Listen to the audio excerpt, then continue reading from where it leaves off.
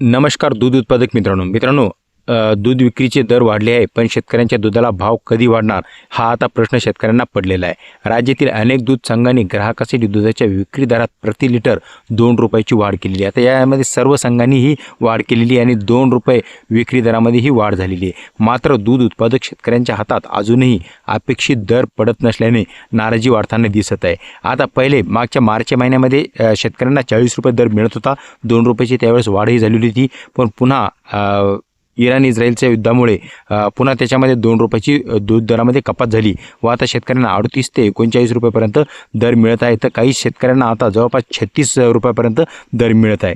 सध्या पशुपालक शेतकऱ्यासमोर मोठे आर्थिक संकट उभे राहिलेले आहे, कारण दिवसेंदिवस पशुखाद्याचे दरसुद्धा आता वाढत चाललेले आहे। पशुखाद्याचे दर आता प्रति किलो आपल्या 60 किलोच्या बॅगसाठी पहिले 1700 ते 2000 रुपयापर्यंत दर होते, आता ते 2700 ते 2800 रुपयापर्यंत त्याचे दर वाढलेले आहे। त्यासोबतच मिनरल मिक्सचर, जनावरांची औषधी याचेही दर आता वाढलेले आहे। त्यासोबत कामगाराची मजुरी दरही शेतकऱ्यांना ते परवडत नाही आहे। एका गायी मागे होणारा खर्च दिवसांगणिक वाढत असताना दुधाला मात्र योग्य भाव मिळत नसल्याने शेतकरी आता नाराज झालेला आहे आणि बरेच शेतकरी या दूध व्यवसायापासून दूर झाल्याचं आपल्याला दिसत आहे।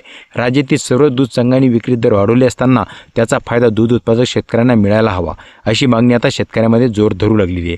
दुधाला 2 रुपयाची विक्री दर भाव वाढलेला आहे, तर दूध खरेदी दरामध्ये सुद्धा 1 रुपयाची वाढ होणे शेतकऱ्यांना हे अपेक्षित आहे। शेतकऱ्याचे म्हणणे आहे की किमान दुधाला किमान 45 रुपये प्रति लिटर दर मिळाला पाहिजे। तसेच पशुखाद्याच्या किमती सरकारने नियंत्रणात आणायला सुद्धा पाहिजे, कारण जर खर्च वाढत राहिला आणि दुधाचा दर वाढला नाही तर अनेक शेतकरी दुग्ध व्यवसाय सोडण्याच्या मार्गावर जाऊ शकतात। आता पाहावे लागणार आहे की दूध संघ आणि सरकार शेतकऱ्यांच्या या मागणीवर काय निर्णय घेतात। तुमच्या भागात दुधाला किती दर मिळतो आणि 45 रुपये दर योग्य वाटतो का हे कमेंटमध्ये नक्की सांगा मित्रांनो।